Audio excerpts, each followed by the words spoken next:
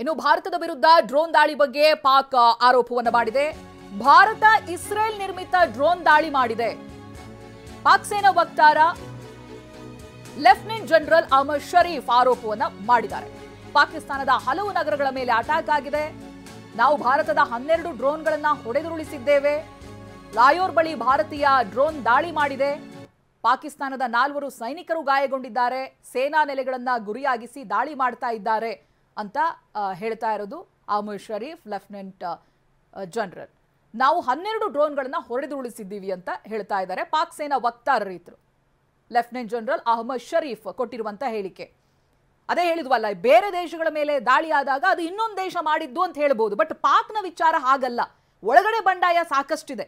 ಒಂದು ವಾರದ ಅವಧಿಯಲ್ಲಿ 2 ಸಲ ಬಲೂಚಿಸ್ತಾನ್ ಲಿಬರೇಷನ್ ಆರ್ಮಿ ಸೇನೆ ಮೇಲೆ ದಾಳಿ ಮಾಡುತ್ತೆ.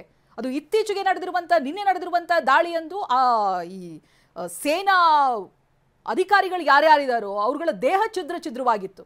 ಆ ರೀತಿಯಾಗಿ ಬಾಂಬ್ ಬಿಟ್ಟು ಉಡಾಯಿಸಿದ್ರು. ಬಾಂಬ್ ನಿಷ್ಕ್ರಿಯ ದಳದ ವಾಹನ ಜೊತೆಗೆ ಸಿಬ್ಬಂದಿಯನ್ನು ಉಡಾಯಿಸಿದ್ರು. ಈ ನಡುವೆ ಇತ್ತೀಚೆಗೆ ನಡೆದಿರುವಂತ ಡ್ರೋನ್ ದಾಳಿಯನ್ನ ಭಾರತ ಮಾಡಿದ್ದು ಅಂತ ಪಾಕಿಸ್ತಾನ ಹೇಳ್ತಾ ಇದೆ.